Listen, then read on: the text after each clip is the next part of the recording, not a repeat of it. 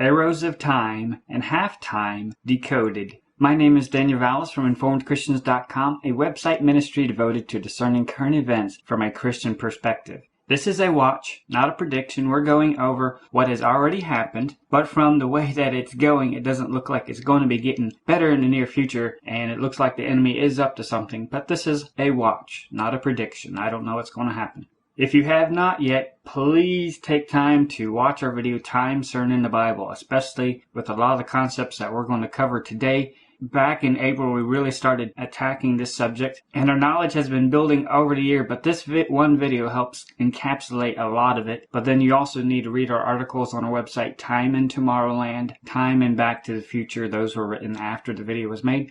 Those concepts are definitely important to know and have a grasp of, especially in light of what's going on in the world right now, because that will make a lot of sense of what is Satan, what is the enemy trying to do, what is he working toward. And when we have an understanding of his goal, then a lot of things click into place. We've been looking at how the Bible warns when you hear peace and safety becoming the buzzwords in your media and news, and when you hear that being trumpeted everywhere, that is your warning that sudden destruction is quickly coming next. And so that is what we have been on watch and warning for, because we see those trumpeted in the news right now, especially with the Paris events really kicked that into high gear with ISIS and terrorism and the plane bombing. They're really being brought to the forefront, especially in the media, talking about terrorism, safety, peace, and even false symbols of peace, such as the broken cross. Those have been promoted, and people are confusing that with peace, true peace, obviously. But we see these themes being pushed to the forefront and becoming some of the top topics in the world right now, so that should definitely catch our attention.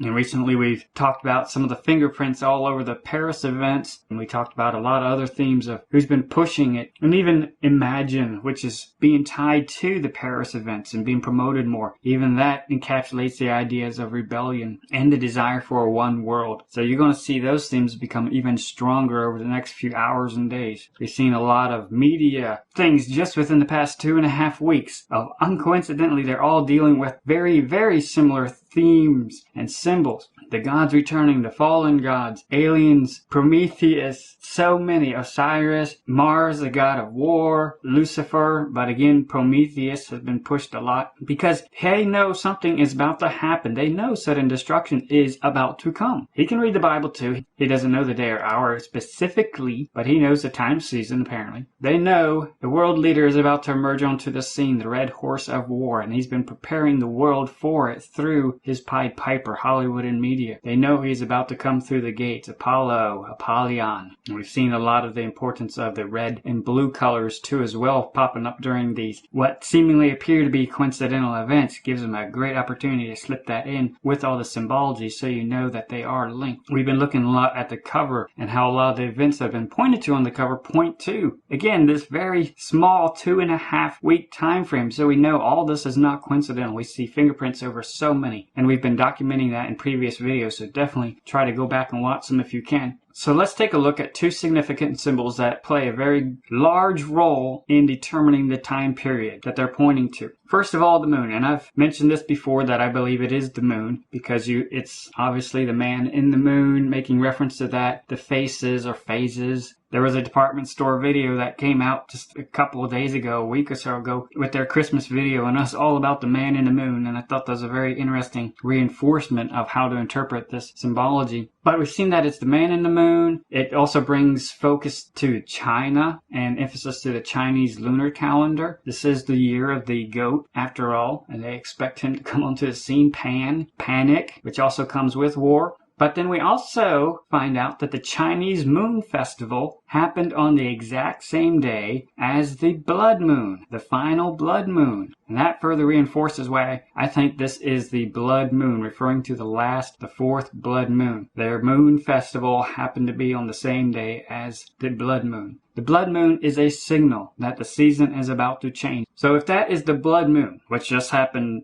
not too long ago, then let's look at another important symbol. The arrows of time is what I'm going to call them. When we look at it and we study it, we notice that all the other art on the cover is illustration. It's drawn and colored in with watercolors, except for the ones that are obvious photo clips. But all the art is hand-drawn except for these two arrows, which I thought very odd, and it brought attention to the arrows, though. And my degree's in art and advertising and graphic design, so they are vector graphics. So when we see that, we automatically have the association of vector. And again, with all these symbols, you need to read it and look at it with what is the association with that symbol. These are for a parable. It's supposed to call up an association of something else. It may not necessarily itself be the object or the subject, but what is it the metaphor for? What is it associated with? That is the more important thing. So these are vectors.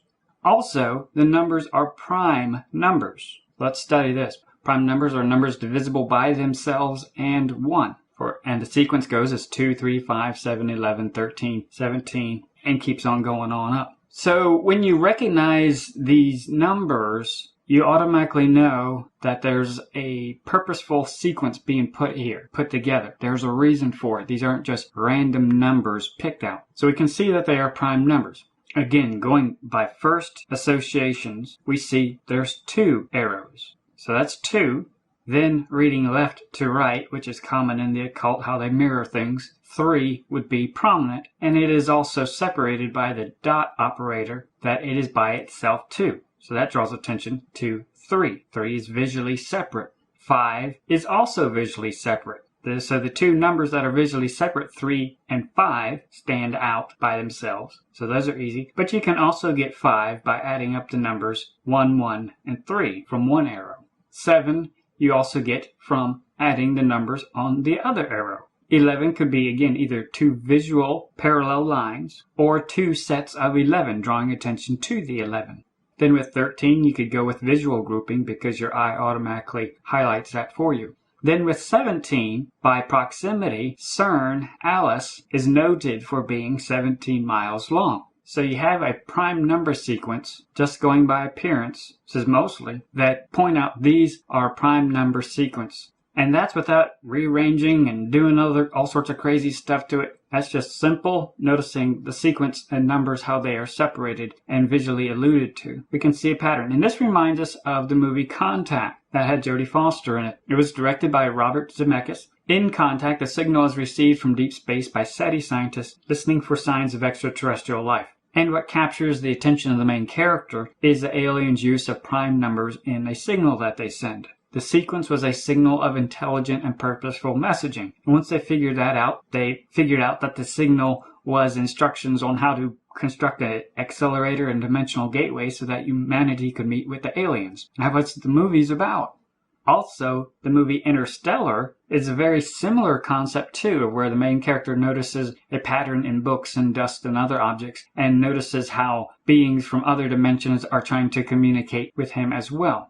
And what is really interesting is both of these characters from 2 separate movies are both in the movie Contact. So those ideas are connected. It is interesting in Contact that they throw in a nod in reference to Osiris as well. But then they build the machine, circular rotation, and that's what opens up the portal and gateway. And even in Interstellar, they have the same rotating circle as part of their ship too, of going to another time place. So already we can see these arrows are associated with prime numbers and closely associated with media pieces and broadcasts that also deal with time and communication with aliens. But then thirdly, we see a multiplication dot operator character. It's not a decimal. And this is one reason why I said from the early beginning, you can't just rearrange the numbers to get dates like people were trying to do with the 13th. The dot operator is important. That is part of the message. That is part of the visual message. You have to figure out why it's there and what it is. It may not be, at first appearance, a decimal. And as we do some research, among other symbols used, multiplication is also denoted by dot signals, usually a middle position dot called an interpunct, but rarely a period, even though it is also correct for multiplication. So usually for multiplication, there will be a dot, but it will be raised up to a middle position, but a period is also correct for multiplication, even though it is rarely used. So when we look at these as multiplication operators, we see that we have two separate calculations. 11 times 5 equals 55, and 11 times 3 equals 33. One arrow is 33, and the other arrow is 55. They are pointing to those numbers and associating it with those numbers, and it appears that they are aiming for those numbers. What are they aiming at? Well, it looks like they're aimed straight at Alice. And by association with other things that we've seen come up relating to that, it's related to time. There's a big component and association of Alice with time. Alice in Wonderland, Alice at CERN. But then the other subject that is really close is sand. Again, you have to take in context, what does that symbol mean? What does it call to mind to those to whom this is intended? To them, sand has a greater context of time. Sand in an hourglass, the sands of time. So that is why these are the arrows of time. Multiple references that you should associate these arrows with time. Those numbers are related to time.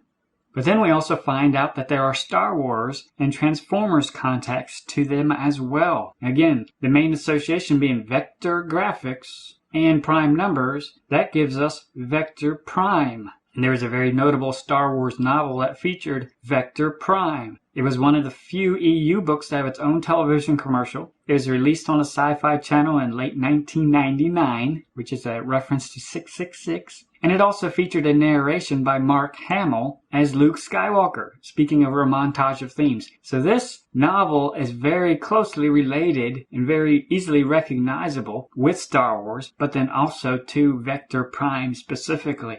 And you'll notice by looking at the character, something that we've been studying lately. How many eyes does he have? 1. This is a direct reference to Apollyon, the destroyer, the one who's coming out of the bottomless pit. So these arrows are connected to that subject. But then also we see with the Transformers, Vector Prime is a fictional character from the Transformers Cybertron toy line, animated series, and comics. In fiction, he is an ancient Autobot, one of the first ever created, with powers over time and space, and turns into a spaceship. He was also the central character in the early Transformers comics by Fun Publications. He wields the mighty sword Riesling called the Cyber Caliber, constructed from ethereal supermatter and shaped to an edge so sharp it can slice open the fabric of reality, opening portals anywhere in time, space, and other dimensions. Wow, that is a lot of context associated with Vector Prime, these arrows. These arrows are Vector Prime.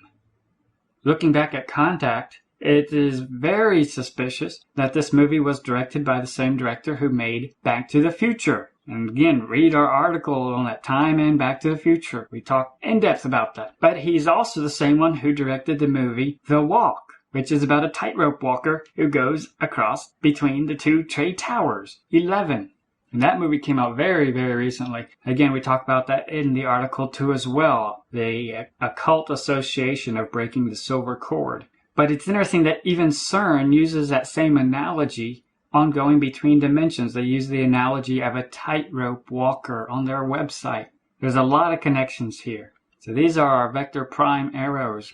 Now we've been seeing a storm looming on the horizon because the Bible tells us when you see these things begin to come to pass, then you know your redemption draweth nigh. But it also says when you see peace and safety, sudden destruction is coming. So we know there is a storm of destruction very quickly coming. We see world events coming together for that.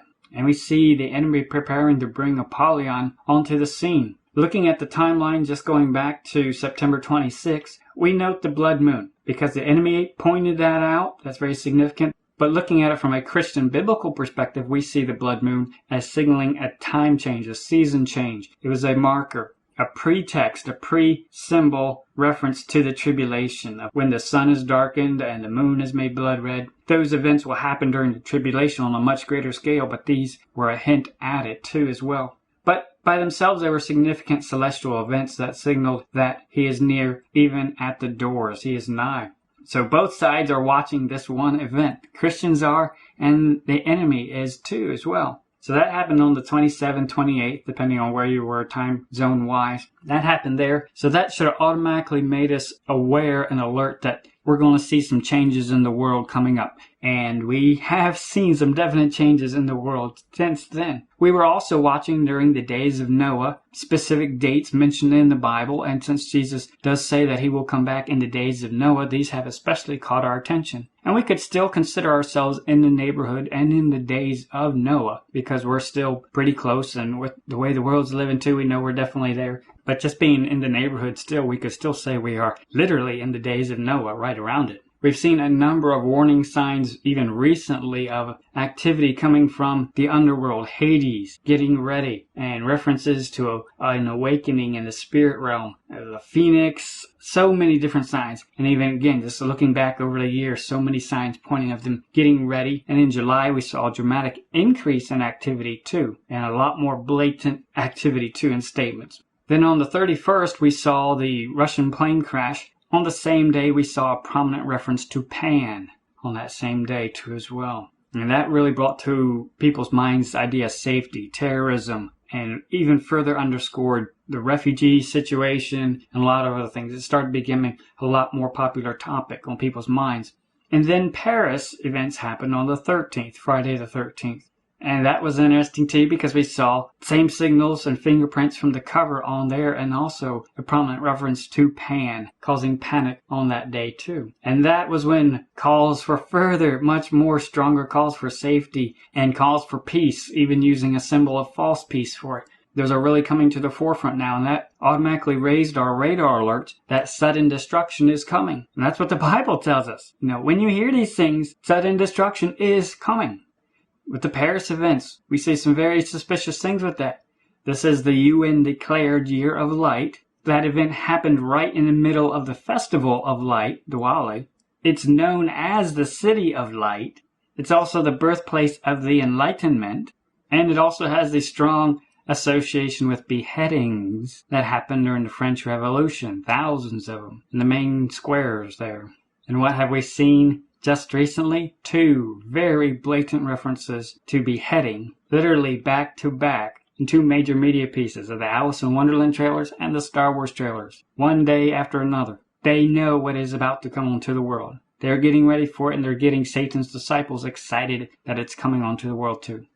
But then looking at the arrows, what is the enemy pointing to? Well, the 33, if using the blood moon as their marker and their time anchor event, 33 days from that event would land 1 arrow square on Halloween, which almost shouldn't surprise us. And then the other one will land somewhere around the 21st, 22nd, depending again on time zones and whatnot.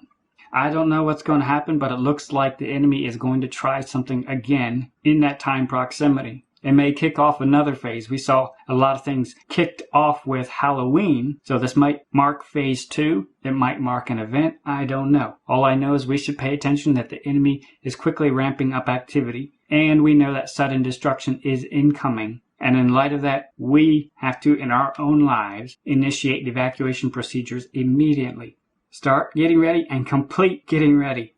We're running out of time. The hour is very late. Don't put it off. Watch our video on the evacuation procedures, of what the Bible tells us we need to do when we see these signs that sudden destruction is coming. Then on the 18th, we saw a very interesting video come out that further strongly tied in with a lot of symbols that we've been covering. On November 18th, Pepsi Studios put out a short film movie. I'm not going to show you the video because it's 10 minutes long, but I'm going to show you a few key scenes that I picked out, and we'll focus on those where the message is. The film was called Black Knight Decoded, and it starts off by saying in 1899, Nikola Tesla discovered a satellite orbiting Earth. Its origin can be traced back over 13,000 years. This is not science fiction. This is real. Then it cuts to an artist's rendition of a UFO over Earth. And it shows the main character in his backyard listening to signals, just like Contact movie. They're listening to signals and they're trying to decipher it. They're recording it and they're analyzing it and they're trying to find a signal and a pattern in it. And he uploads it to his website community, and they have different people working on it all over the world trying to figure out what is the signal, what is the message. For much of my life, we've been tracking the movement, signals, and coded messages of Black Knight and sharing it with the world. Then in the film, this female character calls him, but she asks him if he has the key. Do you have the key? Her office turns out to be the U.S. Bank building in Los Angeles. Notice in the scene that they show, there is a prominent eye in the lower left. It's a building, but they highlighted this on purpose and made sure it was there. This is a clear reference to Apollyon, who's coming out of the bottomless pit when they have the key. So she tells them that they finally decoded the message finally. And it turns out, according to her, that the message was in Sumerian cuneiform. And once they understood that, they were able to decode it and get a voice message out of it. So they upload it to the website and broadcast it over the world. And the film makes a deal of pushing the same allusion to the movie Contact, with radio dishes sending out the message around the world, but definitely bringing up the idea of contact. Strong association there. So then they show this voice message being played out over broadcast speakers all over the world. And the first place they show was Times Square. Time. That has very significant importance to time. But notice in the middle there is an obelisk reference there. And then bottom center, they have the peace symbol there. They're pointing out both of these subconsciously. The obelisk, Osiris, and peace. Peace. You're going to see that a lot more soon. And they show a lot of scenes of this being broadcast all over the world, of people hearing the message that these aliens finally wanted to get through to them. And again, another reference to having it broadcast, making sure you understand this is related to contact. And this is what the message said. We came to you many thousands of years ago, when your civilization was young. You have grown quickly and efficiently, but you still have so much to learn. If you want us to return, on the night of your next full moon, the people of Earth must show us they are ready. We will be watching. So the main character gets up on top of that main building associated with Independence Day movie, Aliens Coming Back, remember that? And he constructs an array of lights and spinning firework particles to draw attention. And he hopes it will change the world. And then the film shows the alien spaceship recognizing these signals from people all over the world signaling to it, and it starts activating and lighting up. And then they throw in a reference from looking down from the space station, supposedly, but it's a reference to Apollyon, the eye, the one eye, noticing all of this. And they show a lot of pictures around the world of people making signals and waving flags. They spent some serious amount of money on this short film. But notice they have the flags and symbols, but also the inflated balls. They use a lot of those as well too. But they make a variety of symbols. A swirl symbol, which we talk about in our Times in the Bible video. That's a reference to opening a portal and a gateway. They even have that symbol right outside of CERN. Other pictures, but then they start pushing this peace symbol. This false peace symbol, the broken cross. And notice with this one picture, the primary pastel colors that they're using to make this peace symbol. That's important later. They make a variety of other symbols as well. Again, a reference to using balloons as particles to symbolize particles. But then they throw in the peace symbol again. A different symbol for peace, the dove. And then they throw in another peace symbol. And they also have a Ferris wheel in this one, which is also an allusion to Apollyon, such as the London Eye in London. And then the characters hope that it changes the world and for the better. And this is what the characters say at the end as the spaceship powers up and comes down to Earth. And on this day, we came together with one voice, one purpose, as one world. And a new world opened up, bringing us as close to space as we were to each other. And it ends with this statement, this is only the beginning. This is only the beginning. Made by Pepsi Studios Productions, red and blue. They spent some serious money on this, and just looking at some of the key scenes from it, you have the scientist guy decoding the signals, taking place at very prominent symbolic structures linked to other similar movies, such as Contact and Independence Day. And they have fireworks, sparklers, and lights. Again, this is the year of light. This is the time period of light. Very suspicious doves of peace. 3 other references to the false peace symbol, balloons as particles, and UFOs. And dimensional gateways too. Very loaded film. Then multiple references to Apollyon as well. Going back to the movie Contact, this is, this short film definitely pushed the ideas found in Contact. But it also reminded us of another movie, Close Encounters of the Third Kind, because in this movie they tried to communicate with the aliens with lights and sounds, and they had their light bar up there. And then notice how the director suddenly puts in an upside down cross there, while everyone else is looking up. He puts it down on the ground. But all this reminds us of the pre-Super Bowl Pepsi commercial, which had Katy Perry, which started with a direct allusion to the Close Encounters of the Third Kind, an alien horned creature coming out through a doorway. She showed off her time machine, and then it ended with her walking through another doorway, overlaid with fireworks and exploding particles, sparklers, a bunch of light. And of course, that was laid down heavily in this new film of the sparklers and lights and fireworks overlaid, again by the same producer too, Pepsi. These ideas are connected. All this messaging that we've seen over this year is connected. That brings us, of course, to the Super Bowl, which happened at the Phoenix Stadium in Phoenix. She was a shooting star. Again, they had allusion to Lucifer, Prometheus. They had fireworks associated there. They had the lighted inflatable balls there that were colored. Reference to particles opening a gateway. And this was when she rode in on the beast. The particles opened a gateway for her to come through. Very loaded. All this is not coincidental. This is not just some artistic show. This is very deliberate symbolism and parables for Satan's disciples. That Apollyon, the destroyer, is about to come onto the scene. She dressed the part as Lucifer, Prometheus. And even in her show, they showed the falling away that will happen at the same time that the sudden destruction comes onto the world. And we talk about that in our video, Evacuation Procedures. There is going to be a falling away. Heaven's diplomatic corps will be evacuated. That's a military term, falling away. That's going to happen concurrently. And Satan knows that is coming too. So he's preparing his disciples that will happen. And we saw references to that in Back to the Future too as well. And we talk about that in our video, Enemy Action too as well, and in the article.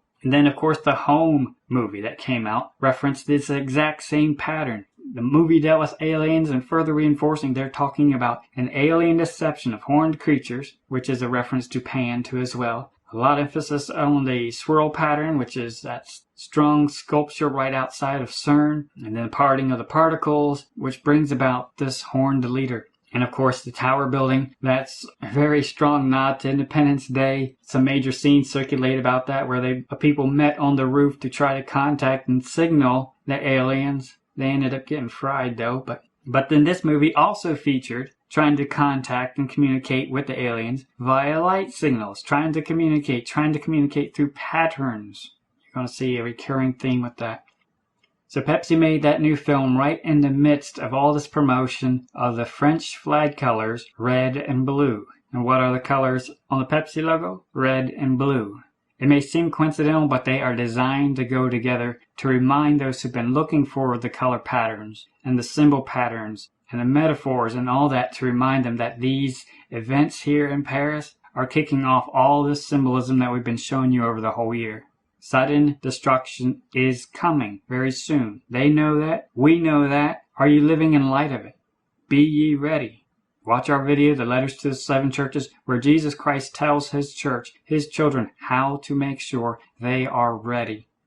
And then watch our video, Evacuation Procedures, where we go through several more steps of what the Bible tells us we should be doing when we see the peace and safety and the sudden destruction coming. Serve Christ first and highest above all else. Maranatha.